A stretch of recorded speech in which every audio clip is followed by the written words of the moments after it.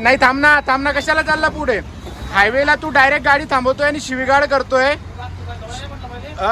करतोय मी काय बोललो तुला इंडिकेटर नाही देता येत का तू शिवीगाळ करतोय आता कशाला पडतोय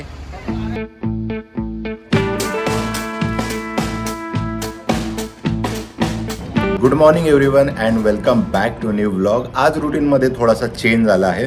नॉर्मली उठायचो आणि जिमला पळायचो, बट आज जिम नाही, आज डायरेक्ट आंघोळ करून घेते. म्हटलं आज जिमला टप्पा देऊया, कारण आमच्या मॅडमांना 3 दिवस सुट्ट्या होत्या. 3 दिवसापैकी तर 1 दिवस गेलाय तिचा. म्हटलं आता दुसरा दिवस आहे तर आपण तिच्यासाठी टाइम देऊया आणि तिला आज बाहेर घेऊन जाऊया, असा मी प्लॅन बनवलाय. ते पण माझ्यासाठी, घरातल्या कामांसाठी नाही, आता घरातले कामं खूप झाली. आता हा वेळ फक्त आपला, तुझा आणि माझा. आणि आपण जसं मी मागच्या ब्लॉगमध्ये म्हटलं होतं, माझ्या डोक्यामध्ये काहीतरी शिस्त आहे. मला असं वाटतं की जरा मूवीला जाऊन, थोडं मूवी डेटला जाऊन थोडासा टाईम स्पेंड करायचा. तर एकंदरीत तो आज मी फायनल करून टाकेल. आणि कुठला मूवी बघायचा आहे तो आता ठरवू. फक्त आम्हाला मूवीला जायचं आहे. कुठला काय काही नाही, जो असेल तो बघू.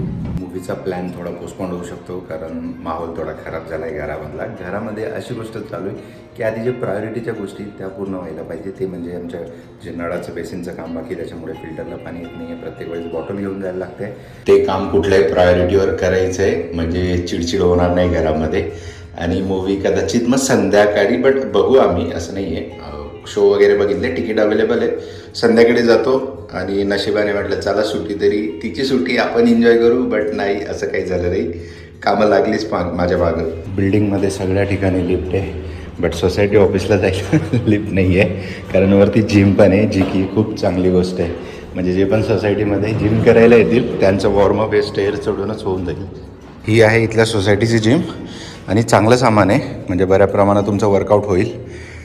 कधी कधी जर जिम स्किप झाली तर इथं येऊन पण जिम करू शकतो. आता आलोच तर डंबेल्स बघून घेतो. आहे व्यवस्थित आहे. 5, 7, 2.5, 15, 25 याच्यापेक्षा जास्त तर आपण काही जात नाही आहे सध्या. तर त्याच्यामुळे प्लेट्स पण आहे 15-15 kgच्या. येस, म्हणजे बऱ्या प्रमाणात सामान आहे. मशीन आहे एकच आहे, पण ठीक आहे, ते एवढं कार्डिओ आपण खाली करू शकतो. मेन म्हणजे हे एक मशीन आणि हे एक मशीन खूप इम्पॉर्टंट असतात. याच्यामध्ये तुमचे सगळे वर्कआउटचे सेट कंप्लीट होतात. मी ॲक्च्युली इथं कोणाला तरी बघायला आलो होतो.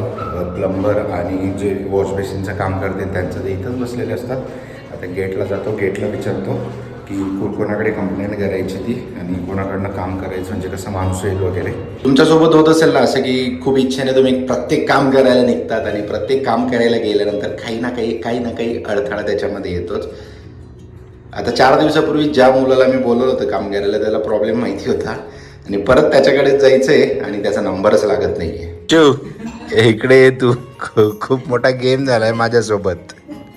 तू पटकन ये इकडे. टी व्हीवरती ना प्रोग्राम चालू आहे, ठीक आहे. म्हटलं आता काहीतरी दुसरं लावू.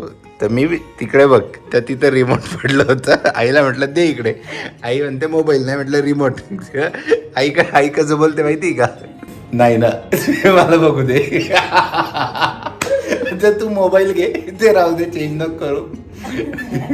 म्हणजे इकडे आल्यानंतर फर्स्ट टाईम मी तर काही बघत नाही, पण आई इतकी ॲडिक्टेड झाली त्या प्रोग्रामला की डायरेक्ट नाही बोलून दिलं. बाबा खतरनाक.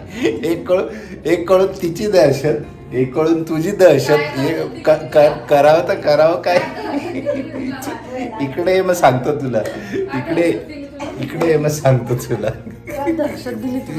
तू आईची रिॲक्शन बघितली असती ना, तू बोलली असती अरे बापरे, म्हणजे खतरनाक एकदम. नाही ना. संध्याकाळचे वाजले 7:30, म्हणजे ऑलमोस्ट 7:45 झाले. आणि आता आम्ही कुठं बाहेर पडतोय. दिवसभरातून टाईम जाऊ करत संध्याकाळ झाली. ॲक्च्युली झालं असं की आम्ही पार्किंगमधून निघालो आणि हायवेवरून आम्ही वाकडला जात होतो. आणि मिलेनियम मॉल जो न्यू झाला आहे, फिनिक्स मॉल, त्याच्या एक्झॅक्ट समोर हायवेला आम्ही शेवटच्या लेनमध्ये चालू होतो, कारण ऑब्व्हियसली रात्रीची वेळ होती, हायवे, आणि माझ्याकडे 2 व्हीलर होती. त्याच्यामुळे मी लास्ट लेनला चालू होतो माझ्या. आणि बसवाला आला आणि त्याने काय केलं, अचानक सेकंड लेनमधून डायरेक्ट माझ्या लेनमध्ये, 3rd लेनमध्ये गाडी घातली आणि डायरेक्ट थांबून दिली. का तर तिथं 2 लोक उभे होते, त्यांना त्याला पिक करायचे होते. आणि हा बस ड्रायव्हर म्हणजे आपल्या पुणे महानगरपालिकेच्या ज्या बसेस आहे PMPL, त्याचा बस ड्रायव्हर होता आणि ती बस होती. तर मग मी त्याला जस्ट एकदम, कारण बघा आता तुम्ही हायवेला चालू आहे, तू माझा स्पीड 50-60चा होता आणि त्याने अचानक येऊन, आणि काय प्रॉब्लेम माहिती का, 50-60 जरी असला तरी ती एक स्कूटी होती, तर स्कूटीला कंट्रोल करायला खूप जीव टाकायला लागतो आणि ती कंट्रोल होत नाही, आणि त्याने अचानक ब्रेक मारला माझ्या समोर येऊन. तर मी पण पॅनिक झालो, मी पण एकदम अर्जंट ब्रेक मारला. अर्चू डायरेक्ट मागच्या सीटवरून डायरेक्ट माझ्या अंगावरती धडकली. त्याच्यामुळे मी जरा हायपर झालो, आणि हायपर झालो मी डायरेक्ट त्याला बोललो, मूर्खा तुला कळत नाही का, म्हटलं की डायरेक्ट गाडी थांबवतोय तू विदाऊट इंडिकेटर. तर त्याच्यावरती तो डायरेक्ट कसा सुरू झाला ते तुम्ही आता बघा. नाही थांब ना कशाला चालला पुढे, हायवेला तू डायरेक्ट गाडी थांबवतोय आणि शिवीगाळ करतोय. शिवीगाळ करतोय. मी काय बोललो तुला, इंडिकेटर नाही देता येत का, तू शिवीगाळ करतोय. आता कशाला पडतोय, अरे आता कशाला पडतोय, तुला हायवेला गाडी थांबवायला ही जागा आहे का तुला, पण इंडिकेटर दे ना. हा नॅशनल हायवे, नॅशनल नाही स्टॉप आहे तर मग इंडिकेटर देऊन टाक ना. कट मारून थांबवतोय तू डायरेक्ट, कट मारून थांबवतोय डायरेक्ट, शिवीगाळ करतोय. काय अधिक माहिती तुला अधिकार, याचा अर्थ आमचा नाही की आमचं खच्चीकरण करणार आहे तू. मी काय बोललो तुला सांग ना, काही मनमानी करणार का. तर याच्यातून एक प्रकार बघायला मिळतो, तुम्हाला सांगतो, एक इन्सिडेंट सांगतो. आता तुम्ही बघितलं असेल की तो बरंचसं काही बोलतोय, तरी मी त्याला एकदम नॉर्मल भाषेमध्ये वगैरे बोलतोय, मी काही बोलत नाही. कारण बघा आपण यंग जनरेशन आहे, जरी किती काही आपण सगळं गोष्टी बघितल्या, म्हणजे शांतपणा ठेवायचा, हे करायचा, बट अशा सिच्युएशनमध्ये आपण हायपर होतो आणि आपल्याला पण राग येतो. त्याच्यामुळे आपण रागाच्या भरात काही बोलतो, काही करायला तयार होऊन जातो, कारण समोरचा त्या इंटेन्सिटीने आपल्या अंगावरती जर येत असेल तर मग आपण पण त्याच इंटेन्सिटीने रिॲक्ट करतो. बट इथं मी शांत याच्यासाठी होतं की तुम्हाला दिसलं असेल मी माझा बोलतोय, माझे पॉईंट एक्सप्लेन करतोय, कारण मला एक एक्सपिरियन्स आहे या गोष्टीचा.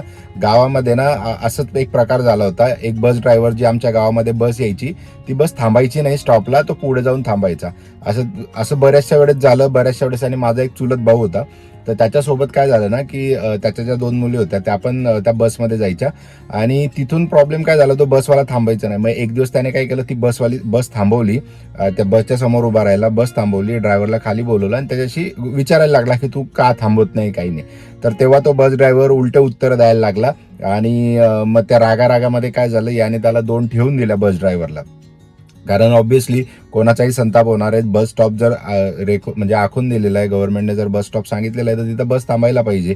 तर असाच किस्सा झाला, त्याने रागामध्ये त्याला ठेवून दिला.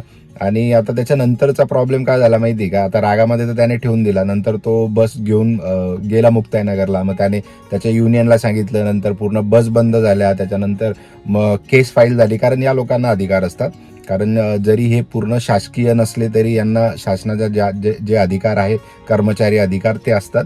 तर त्याच्याप्रमाणे केस फाईल झाली, आणि आता त्या गोष्टीला 5 वर्ष झाले, आणि काही झालं तर काही नाही आहे, बट प्रत्येक केसला त्याला तिथं कोर्टामध्ये जायला लागतं, आणि असा त्याचा टाईम वेस्ट होतो, आणि अशा बऱ्याचशा गोष्टी होतात. त्याच्यामुळे इथं मी पण माझ्या डोक्यात, कारण हे एक्सपिरियन्सच आपल्याला कामात येतात.